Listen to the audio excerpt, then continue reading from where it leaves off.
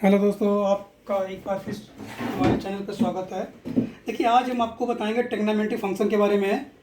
Trigonometry function में क्या है, देखिए प्रीवियस ईयर में आपने पढ़ा होगा कि राइट एंगल ट्रायंगल में कोई भी ट्रिग्नोमेट्री फंक्शन आइडेंटिटी लगा सकते थे।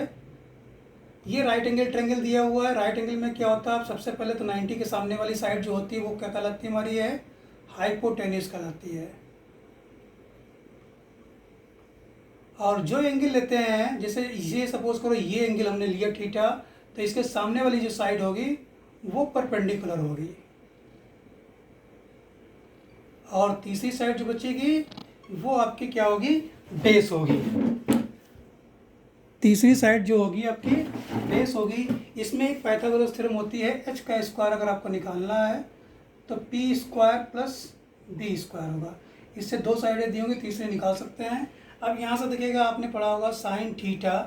साइन थीटा होता है perpendicular upon hypotenuse. Cos theta क्या होता है, यहाँ से कॉस थीटा होता है base upon hypotenuse. Tan theta क्या होता है, परपेंडिकुलर अपॉन बेस। ऐसे ही इसके रिवर्स होते हैं। साइन का रिवर्स क्या होता है, cosec theta H upon P. Cos के बाद क्या होता है, sec theta H upon B. Tan के बाद क्या होता है, cot theta B upon P. ये ट्रेंगल में अगर आपको राइट एंगल ट्रेंगल में दिया है तो इस तरीके से निकाल सकते हैं। उसके बाद देखिए कुछ आइडेंटिटीज़ हैं जो आपको तैयार करनी है। आइडेंटिटीज़ जो है कि साइन स्क्वायर थीटा जो होता है plus cos square theta equal to 1 होता है। यहाँ से अगर आप साइन स्क्वायर थीटा निकालो तो ये 1 माइनस कॉस स्क्वायर थीटा हो जाएगा, या कॉस स्क्वायर थीटा निकालेंगे तो 1 माइनस साइन स्क्वायर थीटा हो जाएगा। ऐसे ही sec square theta minus ten square theta जो होता है वो 1 होता है। सेक स्क्वायर थीटा कितना आएगा, यहाँ से 1 plus ten square theta use कर सकते हैं, और टेन स्क्वायर थीटा की जगह पर हम sec square theta minus 1 use कर सकते हैं।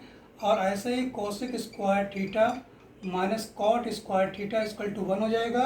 अब कोसिक स्क्वायर थीटा जो होगा 1 प्लस कॉट स्क्वायर थीटा होगा, और कॉट स्क्वायर थीटा जो होगा वो कोसिक स्क्वायर थीटा माइनस 1 होगा। इस तरीके से ये फार्मूले जो आइडेंटिटी दे रखी हैं हम यूज़ कर सकते हैं इनको हैं।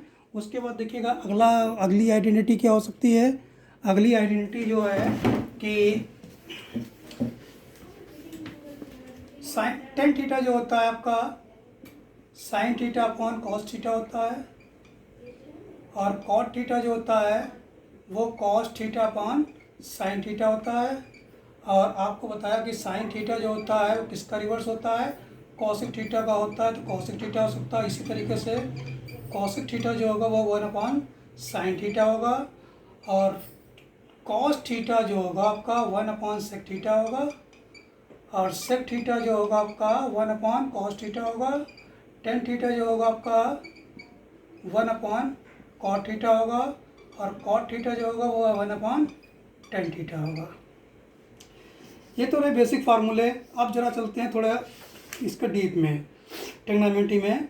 तो देखिए यहाँ से सबसे पहले हम आपको बताते हैं ट्रिग्नोमेट्री फंक्शन में आपको मालूम है कि ट्रिग्नोमेट्रिक फंक्शन में किस तरीके से कोई भी रेंज दी होती है, कोई भी रेंज दी होती है, और उस रेंज के अंदर कैसा होता है, पॉजिटिव होता है कि नेगेटिव होता है। तो देखिएगा सबसे पहले तो हम आपको बताते हैं साइन एक्स।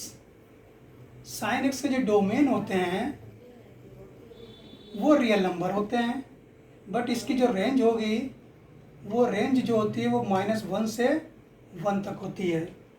ऐसे ही कॉस एक्स के जो डोमेन होंगे वो रियल नंबर होंगे। रियल नंबर मीन्स -∞ से इन्फिनिटी तक कोई भी नंबर हो सकता है, और जो इसकी जो रेंज होगी वो होगी आपकी -1 से 1 तक।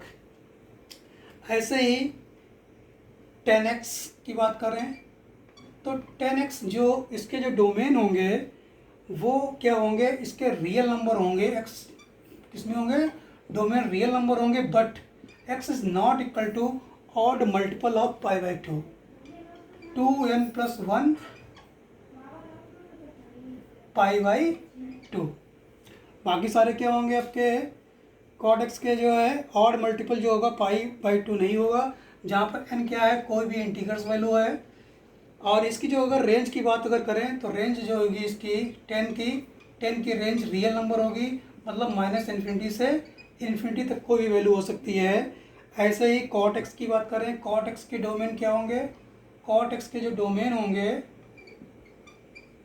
कॉट एक्स के डोमेन जो आएंगे वो रियल नंबर होंगे except not equal to n pi, जहाँ पर n क्या है, कोई भी इंटरवल वैल्यू दे रखी है।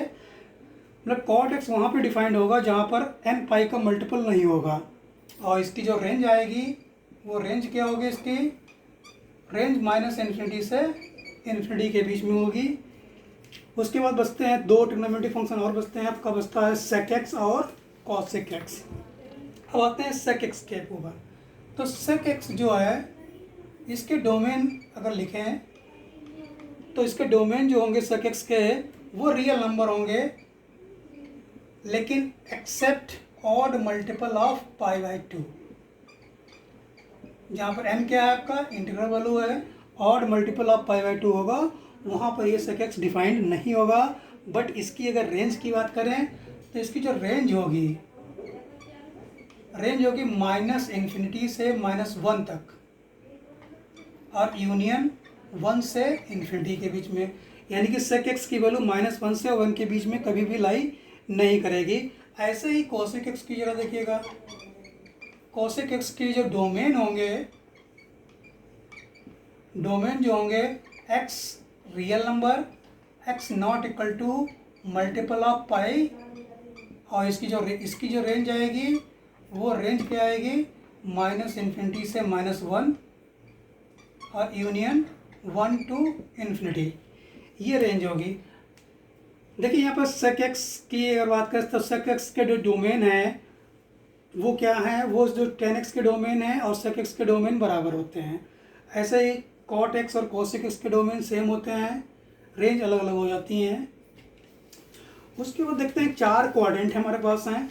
4 क्वाड्रेंट क्या हैं, 4 क्वाड्रेंट जो है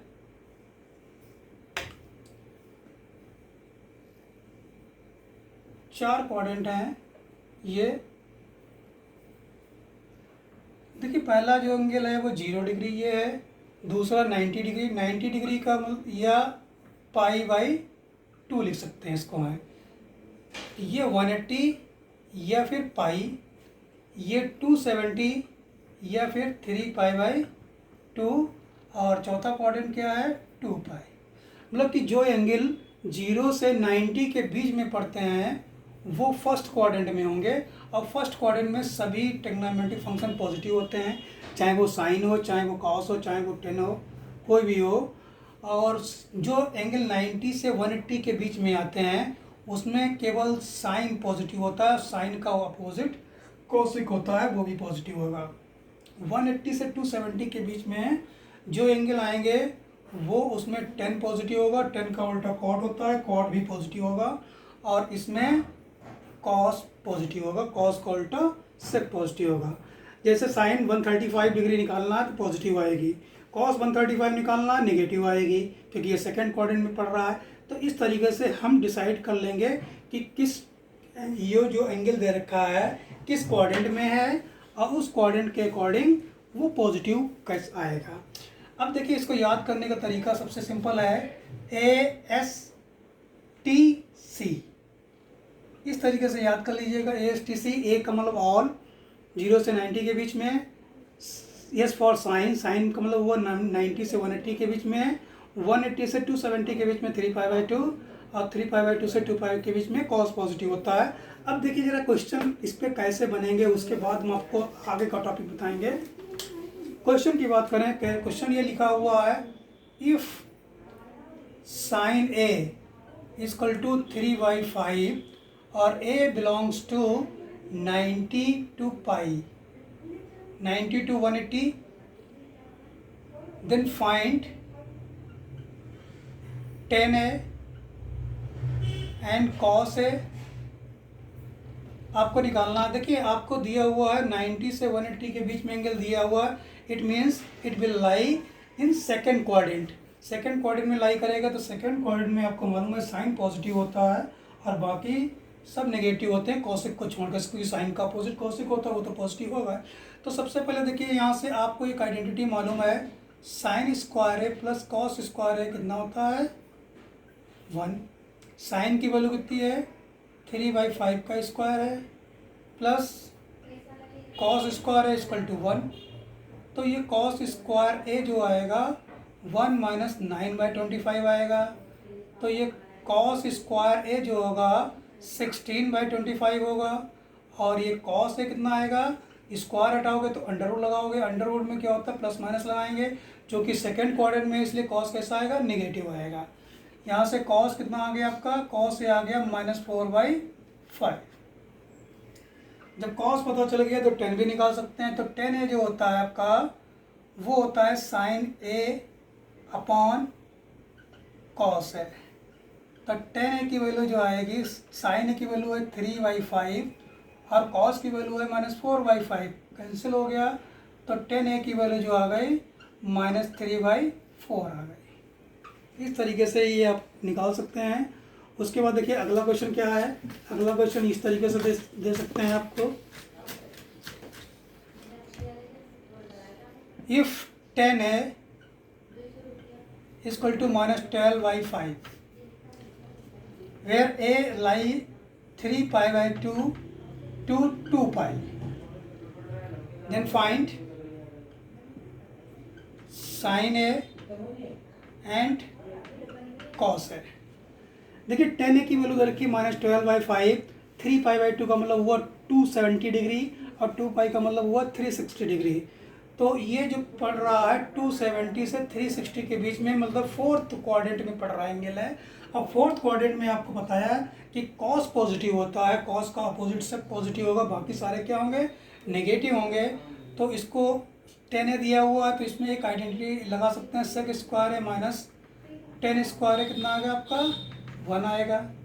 तो सेक स्क्वायर ए 10 की वैल्यू कितनी देर की -12/5 का स्क्वायर 1। तो ये सेक स्क्वायर है, ये माइनस ही रहेगा, 12 का स्क्वायर 144, क्योंकि माइनस का स्क्वायर प्लस हो जाएगा +25 1। तो सेक स्क्वायर है कितना आ गया 1 + 144/25। तो यहाँ से सेक स्क्वायर ए आ जाएगा आपका 169/25 और सेक कितना आएगा √169/25। इसमें प्लस माइनस नहीं लगाएंगे, प्लस ये का आएगा क्योंकि सेकंड फोर्थ क्वाड्रेंट में पड़ रहा है और फोर्थ क्वाड्रेंट में कॉस पॉजिटिव होता है, इसलिए सेक भी पॉजिटिव होगा। तो ये सेक ए की वैल्यू आ गई आपकी 13/5। तो देयरफॉर कॉस ए कितना आ गया आपका 5/13। उसके बाद क्या करना हमको है, उसके बाद sign A upon cos A निकालना है। तो sign A upon cos A निकालने के लिए क्या करेंगे, साइन ए मालूम है कॉस ए मालूम है तो साइन निकाल सकते हैं। साइन स्क्वायर ए प्लस कॉस स्क्वायर ए कितना हो गया आपका 1 हो गया। तो देयरफॉर साइन स्क्वायर ए, कॉस की वैल्यू है 5/13 का स्क्वायर इक्वल टू 1 हो गया। तो ये साइन स्क्वायर ए हो गया आपका 25/169 इक्वल टू 1 हो गया। तो sine square A equal to कितना हो गया 1 माइनस 25/169। तो sine square A equal to कितना हो गया 169 माइनस 25/169। तो ये साइन ए कितना आएगा, साइन स्क्वायर ए ये आएगा 144/169। तो देयरफॉर साइन ए कितना आएगा, ये आएगा माइनस का आएगा, स्क्वायर जब हटाओगे अंडर रूट लगाओगे माइनस का आएगा। तो ये साइन ए कितना आएगा आपका -12/30। इस तरीके से साइन की वैल्यू निकल आई आपकी। उसके बाद देखते हैं अगला क्वेश्चन क्या है। अगला क्वेश्चन ये दिया हुआ है,